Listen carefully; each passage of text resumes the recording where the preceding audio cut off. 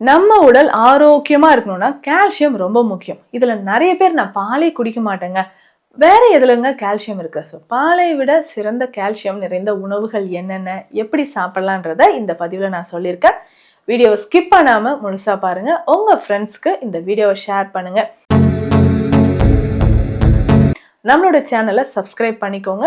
Insta Facebook பேஜை follow பண்ணுங்க. உங்களுக்கு ஏற்படக்கூடிய சந்தேகங்களை கமெண்ட்ல சொல்லுங்க. அதையும் நான் வீடியோவை போஸ்ட் பண்றேன். வாங்க பதிவுக்குள்ள போலாம்.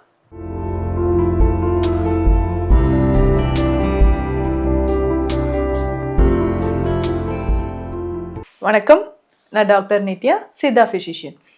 இந்த பதிவில் நம்ம எதை பற்றி பார்க்க போகிறோம்? உங்கள் உடலுக்கு முக்கியமான, அதாவது நீங்கள் ஸ்ட்ராங்காக இருக்கணும் அப்படின்னா இந்த சத்து ரொம்ப ரொம்ப முக்கியங்க. நிறைய பேருக்கு நான் பால் குடிக்க மாட்டேனே, அப்போ என்ன பண்ணுறது அப்படின்னு கேட்குறீங்க. அதாவது கால்சியத்தை பற்றி தாங்க நம்ம இப்போ பேசிகிட்டு இருக்கோம். கால்சியம் சத்து உடலுக்கு ரொம்ப முக்கியம். நம்மளுடைய தலைமுடியிலிருந்து, நகங்கள்லேருந்து, பற்கள், முக்கியமாக எலும்புகள் பலமாக இருக்க கால்சியம், சுண்ணாம்பு சத்து ரொம்ப ரொம்ப முக்கியங்க. நம்ம என்ன நினைக்கிறோம், பாலில் தான் கால்சியம் நிறைய இருக்குது, ஆனால் எனக்கு பால் பிடிக்காது, பால் குடிக்கவே மாட்டேன், இப்படியெல்லாம் நம்ம சொல்கிறோம். அப்போது பால் குடிக்கலன்னா பரவாயில்லைங்க, அதை விட கால்சியம் சத்து அதிகமாக இருக்கக்கூடிய உணவுகள் என்னென்னன்றதை நம்ம பார்க்கலாம். ஸோ பொதுவாகவே நம்ம கால்சியம் உடலுக்கு எடுக்கும் பொழுது அதனோட நீங்கள் ப்ரோட்டீன், ஃபைபர் எல்லாமே சேர்த்து தாங்க எடுக்கணும். ஸோ அப்படி எடுக்கும்பொழுது தான் அதனுடைய சத்து முழுவதுமாக உடலில் போய் உங்களுக்கு சேர ஆரம்பிக்கும். ஸோ இதில் முக்கியமாக பார்த்தீங்கன்னா விட்டமின் D3. இந்த விட்டமின் டி நம்ம உடலுக்கு ரொம்ப முக்கியம். ஸோ அப்சார்ப்ஷனுக்கு, கால்சியம் அப்சார்ப்ஷனுக்கு இது ரொம்ப ரொம்ப முக்கியமாக இருக்குது. ஸோ ரேண்டமாக நீங்கள் ஒரு பிளட் டெஸ்ட் எடுத்து பார்த்தீங்கன்னாவே கால்சியம் டிஃபிஷியன்சி இருக்குது அப்படின்னு வந்துடும். விட்டமின் D3 டிஃபிஷியன்சி இருக்குது. அப்போ சன்லைட்டில் கொஞ்சம் நேரம், காலையில் ஒரு 10 மினிட்ஸ், ஈவினிங் ஒரு 10 மினிட்ஸ் நீங்கள் இருந்துக்கோங்க அப்படின்லாம் சொல்கிறாங்க இல்லையா? ஸோ இதை நம்ம எப்படிங்க மெயின்டைன் பண்ணலாம்? கால்சியம் குறைபாடை நிவர்த்தி செய்யக்கூடிய இயற்கையான முறையில் இருக்கக்கூடிய உணவுகள் என்ன?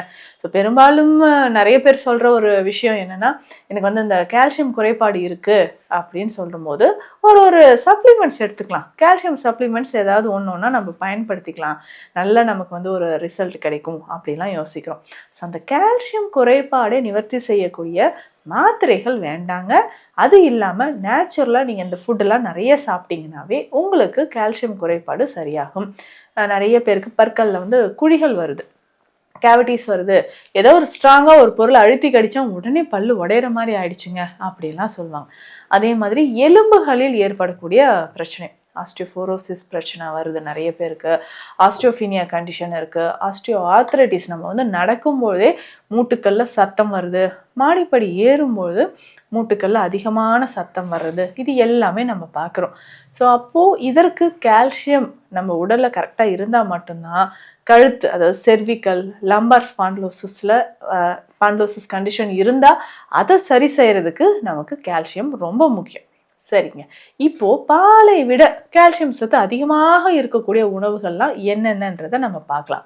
சரிங்களா? ஸோ முதல்ல நம்ம பார்க்கக்கூடியது இந்த சோயா வகை உணவுகள். இந்த சோயா அப்படின்னு சொல்லும்பொழுது புரோட்டீன் தானங்க இதில் அதிகம் அப்படின்னு யோசிப்பீங்க. கால்சியமும் இதில் ரொம்ப ரொம்ப அதிகமாக இருக்குங்க. ஸோ சோயா நம்ம எப்படின்னா, அது பாலாக எடுத்து, மில்கா, சோயா மில்க்குன்னு நீங்கள் தாராளமாக எடுத்துக்கலாம். இல்லை அதை நல்லா வேக வைத்து சுண்டல் மாதிரி எடுத்துக்கலாம், சோயா சங்க்ஸ் நம்ம எடுத்துக்கலாம்.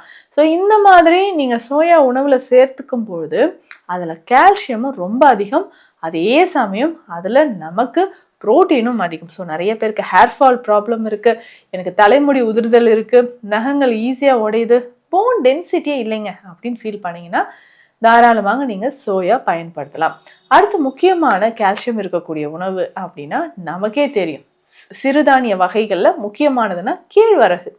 ஸோ கேழ்வரகை நீங்கள் பயன்படுத்தும் பொழுது அந்த கால்சியம் குறைபாடு நமக்கு நல்லா குறைய ஆரம்பிச்சிடும். முக்கியமாக பார்த்தீங்கன்னா இடுப்பு சார்ந்த வலி, பெண்களுக்கு இந்த டிஸ்மெனோரியா அப்படின்னு சொல்கிறோம் இல்லைங்களா, இந்த பீரியட்ஸ் டைமில் ஏற்படக்கூடிய அந்த வலிகளை போக்குவதற்கு இந்த கேழ்வரகு ரொம்ப முக்கியம். ஸோ இதை ரெகுலராக நீங்கள் உணவில் சேர்த்துக்கோங்க. இதுலேயுமே கால்சியம் அதிகம். அதுவும் முளை கட்டிய கேழ்வரகு நீங்கள் உணவில் சேர்த்துக்கும் பொழுது அது கொஞ்சம் கொஞ்சமாக உங்கள் உடலில் கால்சியம், புரோட்டீன், அயன் இந்த டிஃபிஷியன்சி இருந்தாலும் அதை சரி செய்யறதுக்கு இது ரொம்ப ரொம்ப எக்ஸலண்ட்டான ஒரு மெடிசனாக இருக்குங்க. தாராளமாக நீங்கள் பயன்படுத்தலாம். அடுத்து 3வது முக்கியமான ஒரு பொருள், இதில் கால்சியம் ரொம்ப ரொம்ப அதிகம் அப்படின்னா எள்ளு. கருப்பு எள்ளுங்க. ஸோ கருப்பு எள்ளு முக்கியமாக அது வந்து ஸ்நாக்ஸாகவே நம்ம கொடுத்துப்போம். ஸோ அதில் வெள்ளைப்பாகு காய்ச்சி எள்ளு உருண்டைகளாக எடுக்கிறது, நல்லெண்ணெய் சேர்த்து சாப்பிடுவது, இது எல்லாமே பார்த்தீங்கன்னா உடலுக்கு தேவையான நிறைய ஆற்றல்களை நமக்கு கொடுக்குது. ஸோ அப்போ உடல்ல இருக்கக்கூடிய அந்த கழிவுகள் நீங்கி கால்சியம் டிஃபிஷியன்சி நமக்கு சரியாகணும்னா எள்ளு மிக சிறந்த ஒரு உணவுங்க. தாராளமாக நீங்க எடுத்துக்கலாம். அடுத்தது 4வது முக்கியமான ஒரு உணவு என்னன்னா கீரை வகைகள். ஸோ இந்த கீரை வகைகள்ல பாலக்கீரை ரொம்ப சிறந்ததுங்க. அந்த பாலக்கீரையை நீங்கள் ரெகுலராக நீங்கள் சாப்பிட்டுட்டு வரும்போதும் நம்மளுடைய கால்சியம் லெவல் இன்க்ரீஸ் ஆகுது. முருங்கைக்கீரை, மறக்காமல் முருங்கைக்கீரை எடுத்துக்கோங்க. எல்லாரோடைய ஃபேவரட். அதாவது முருங்கைக்கீரையை நீங்கள் பயன்படுத்த தான் நம்ம உடலில் இரும்பு சத்தோட அளவு அதிகரிக்க ஆரம்பிக்கும். ஸோ அயன் டிஃபிஷியன்சி இருக்குது, கால்சியம் டிஃபிஷியன்சி இருக்குது. மூட்டுக்கல்ல எனக்கு வலிமையே இல்லைங்க, வலிமை இழந்த மாதிரி ஆயிடுச்சு, நடக்கவே முடியல அப்படின்னு சொன்னால் முருங்கைக்கீரை முக்கியங்க. முருங்கை பட்டையை கஷாயமாக குடிக்கலாம். ஸோ அவ்வளவு நன்மைகள் இருக்குது. முருங்கை காயும் நீங்கள் உணவில் சேர்த்து எடுத்துக்கலாம். ஸோ இப்படி நீங்கள் பயன்படுத்தும் பொழுதும் உடல் நலனில் அதிகமான ஒரு முன்னேற்றம் தெரியும். 5வது முக்கியமான விஷயம் என்னென்னா பாதாம். நிறைய பேருக்கு பிடிச்ச ஒரு விஷயம். ஸோ இதில் பாதாம் நீங்கள் ரெகுலராக அது ஊற வைத்து கூட நம்ம சாப்பிட்டுக்கலாங்க. ஸோ அப்படி நம்ம எடுக்கும்பொழுது கால்சியம் லெவல் நமக்கு அதிகமாக ஆரம்பிச்சிடும். 6வது முக்கியமான விஷயம் என்ன தெரியுங்களா? சூரியகாந்தி விதைகள்.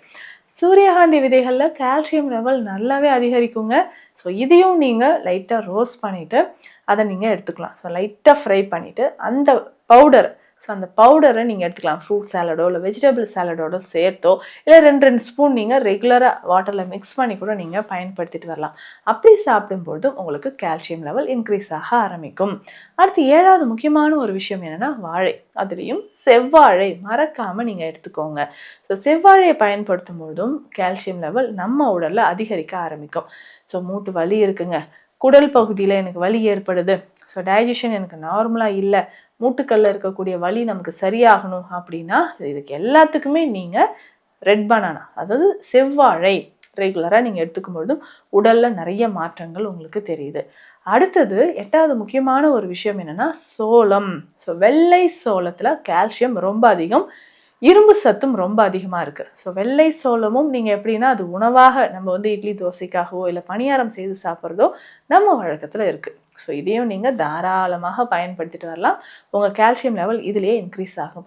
அடுத்து 9வது முக்கியமான விஷயம் என்னென்னா ஃப்ளாக்ஸ் சீட்ஸ். ஆளி விதைகளை நீங்கள் பயன்படுத்தலாங்க. ஸோ இதை லைட்டாக ரோஸ்ட் பண்ணிவிட்டு இதை நீங்கள் பயன்படுத்தும் பொழுதும் உங்களுடைய கால்சியம் லெவல் இன்க்ரீஸ் ஆகுது. ஸோ மூட்டு வலி தொடர்பான பிரச்சனைகள் இருக்கிறவங்க தாராளமாக இதை நீங்கள் பயன்படுத்தலாம். அடுத்து 10வது முக்கியமான ஒரு விஷயம் கால்சியம் லெவல் அதிகரிக்க அப்படின்னு கேட்டிங்கன்னா சிவப்பு பொன்னாங்கண்ணி கீரையை எடுத்துக்கோங்க. முக்கியமாக இந்த பொன்னாங்கண்ணி கீரையை எப்படி சாப்பிடணும் அப்படின்னா ஒரு 1/2 ஸ்பூன் அளவுக்கு நெய் சேர்த்துக்கோங்க. ஸோ இந்த நெய்யில் கீரையை நல்லா வதக்கிட்டு இதில் நமக்கு லேசான உப்பும் மிளகு தூளும் சேர்த்து நீங்கள் சாப்பிடணும். ஸோ இப்படி இந்த பொன்னாங்கண்ணி கீரையை ரெகுலராக எடுக்கும்போது கால்சியம் லெவல் மற்றும் உடலில் இருக்கக்கூடிய இரும்பு சத்து நமக்கு அதிகரிக்க ஆரம்பிக்குது. ஸோ ரெகுலராக இந்த உணவுகள் எல்லாமே எடுத்துக்கோங்க. உங்கள் உடலில் கால்சியம் குறைபாடு சரியாகி எலும்பு சம்பந்தப்பட்ட பிரச்சனைகளும் சரியாகும். மேலும் எலும்பு தொடர்பான பிரச்சனைகளுக்கு சித்த மருத்துவ ஆலோசனைகள் தேவைப்பட்டால் ஸ்க்ரீனில் இருக்கிற நம்பருக்கு கால் பண்ணுங்கள். நன்றி.